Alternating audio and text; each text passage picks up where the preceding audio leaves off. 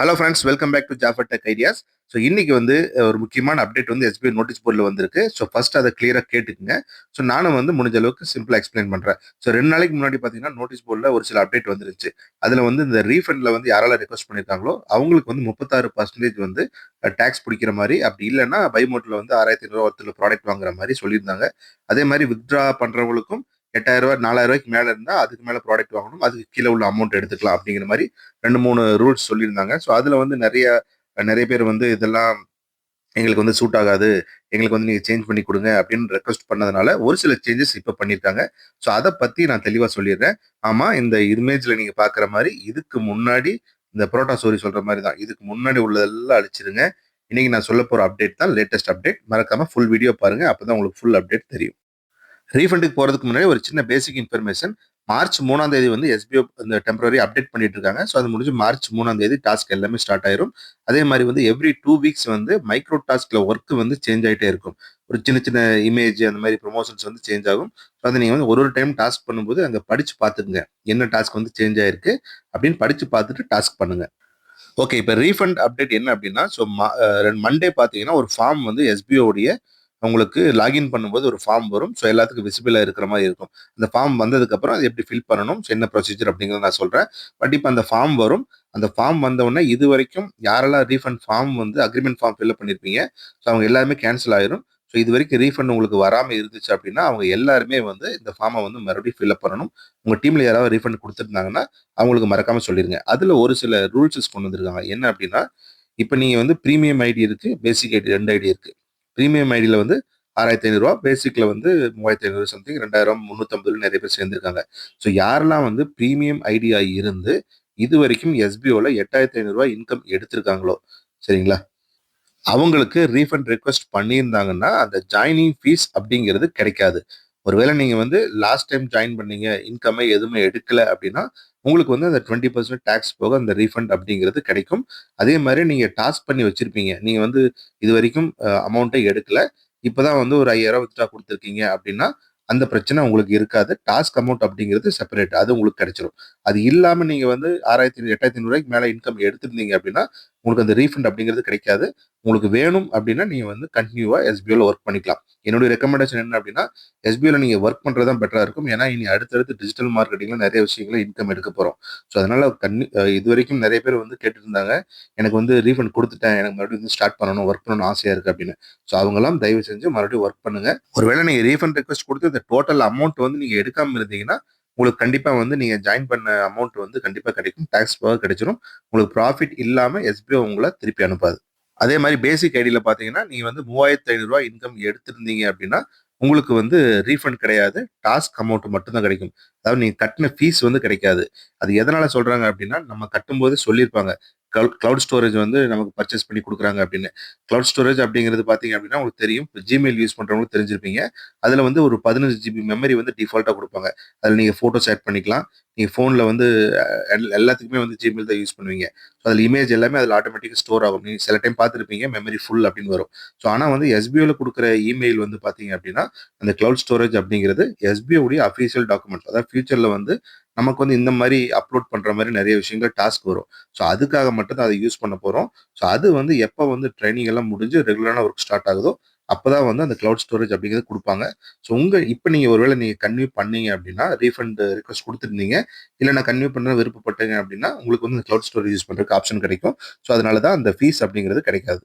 ஏற்கனவே வந்து refund request பண்ணி அமௌண்ட் எல்லாமே வந்து நிறைய பேருக்கு கிரெடிட் ஆயிருக்கும். அதில் கொஞ்சம் பேருக்கு கிரெடிட் ஆயிருக்கு. ஸோ அந்த மாதிரி இருக்கிறவங்க கன்டினியூ பண்ண விருப்பம் இருந்தால் பண்ணிக்கலாம். அப்படி இல்லை நீங்கள் அமௌண்ட் வாங்கினதும் எஸ்பிஐ சொன்ன ரூல்ஸுக்கு மேட்ச் ஆச்சு அப்படின்னா உங்களுக்கு இந்த ஃபீஸ் அப்படிங்கிறது கிடைக்காது. அடுத்து பார்த்தீங்கன்னா டிசம்பர் 3ஆம் தேதியிலேருந்து இந்த ரீஃபண்ட் ப்ராசஸ் வந்து ஸ்டார்ட் பண்ணுவாங்க. ரீஃபண்ட் வித்ட்ரா எல்லாமே ஒன்றா. அது எப்படி பண்ண போறாங்கன்னா டிசம்பர் 3, அதாவது லாஸ்ட் எஸ்பிஓல ஜாயின் பண்ணவங்க, ஸோ அவங்கலேருந்து ஸ்டார்ட் பண்ண போறாங்க. யாரெல்லாம் வந்து அந்த ஃபார்ம் ஃபில்அப் பண்ணுவாங்களோ 2 நாளைக்கு அப்புறம் ஒரு ஃபார்ம் கொடுப்பாங்க. அந்த ஃபார்ம் ஃபில்அப் பண்ணிட்டீங்கன்னா அந்த டிசம்பர் 3 கடைசி டைம்ல யார் ஜாயின் பண்ணி இன்கம் எடுக்காம இருப்பாங்க, டாஸ்க் பண்ணாம எல்லாம் நிறைய பேர் இருக்காங்க. ஸோ அவங்களுக்கு வந்து ரீஃபண்ட் ப்ராசஸ் ஸ்டார்ட் பண்ணிட்டு ஸோ 1 பை 1 மேலே வருவாங்க. ஸோ அந்த மாதிரி தான் ரீஃபண்ட் ப்ராசஸ் வந்து ஸ்டார்ட் பண்ண போறாங்க. அடுத்து பார்த்தீங்கன்னா ஆக்டிவ் மெம்பர், அதாவது இப்போ கரண்டா ஆக்டிவ்ல இருக்கக்கூடிய மெம்பருக்கான வித்ட்ரா சம்பந்தமான அப்டேட். இது வந்து நீங்க ஆல்ரெடி வித்ட்ரா எடுத்திருந்தாலும் சரி, இல்லை இப்போ ரெக்வஸ்ட் கொடுத்திருந்தாலும் சரி, ரீசெண்டாக ரிசீவ் பண்ணியிருந்தாலும், ஸோ அவங்களுக்கான ஒரு அப்டேட் தான் இது. ஒருவேளை நீங்க பிரீமியம் ஐடியில இருந்து 7,000 ஆல்ரெடி இன்கம் எடுத்திருந்தீங்க அப்படின்னா, பை மோட்ல கண்டிப்பா நீங்க இந்த ப்ராடக்ட் வந்து வாங்கணும். ஸோ எஸ்பிஓ வந்து இந்த ஒரு 1 வீக்குள்ள பார்த்தீங்கன்னா, ஒரு ப்ராடக்ட் லிஸ்ட் குடுப்பாங்க. ஒரு வெல்கம் கிட் அப்படின்னு சொல்லிட்டு. ஸோ அந்த கிட்டுடைய வேல்யூ பார்த்தீங்கன்னா, ரூ. 2,500. ஸோ அந்த கிட்ட வந்து நீங்க கண்டிப்பா வாங்கியே இருக்கணும். ஸோ வாங்குனீங்க அப்படின்னா தான் உங்களுக்கு வந்து ஆட்டோமேட்டிக்கா அந்த ஆர்டர் நம்பர் வரும். அப்படி இல்லன்னா அந்த அந்த ரெஃபரன்ஸ் நம்பர் இருக்கும். உங்க ஃபோன் நம்பர் குடுத்துருப்பீங்க. ஸோ அத வெரிஃபை பண்ணுவாங்க. உங்க வித்ட்ரா வந்து எடுக்கும்போது, நீங்க வந்து ஒரு ரூ. 15,000 வித்ட்ரா குடுத்துருக்கீங்க அப்படின்னா, நீங்க பொருள் வந்து வாங்கியிருக்கீங்களா? ரூ. 2,500 பொருள் வாங்கியிருக்கீங்களான்னு பார்ப்பாங்க. அப்படி இல்ல, நீங்க வாங்கல அப்படின்னா, உங்களுக்கு வந்து அந்த பேமெண்ட் ப்ராசஸ் பண்ண மாட்டாங்க. இல்ல நீங்க ஆல்ரெடி வந்து ரூ. 10,000 இன்கம் எடுத்துட்டீங்க. இப்ப வந்து ஒரு ரூ. 5,000 வித்ட்ரா குடுத்துருக்கீங்க அப்படின்னாலும், நீங்க வந்து வெல்கம் கிட் வாங்கியிருந்தா மட்டும் தான் அந்த பேமெண்ட் வந்து உங்களுக்கு ரிலீஸ் ஆகும். அப்படி இல்லன்னா உங்க ஐடி வந்து ஆக்டிவ் இல்லாம தான் போகும். ஸோ பிரீமியம் மெம்பருக்கு ரூ. 7,000க்கு மேல இன்கம் எடுத்திருந்தீங்கன்னா, நீங்க கண்டிப்பா அந்த ரூ. 2,500 வொர்த்துல பொருள் வாங்கியே ஆகணும். ஸோ அடுத்து பேசிக் மெம்பருக்கு பார்த்தீங்கன்னா, நீங்க எபோவ் 3,000 இன்கம் எடுத்திருந்தீங்கன்னா, அவங்களுக்கு வந்து அந்த ப்ராசஸ் கொண்டு வரலாமா, வேண்டாமான்னு யோசிச்சுட்டு இருக்காங்க.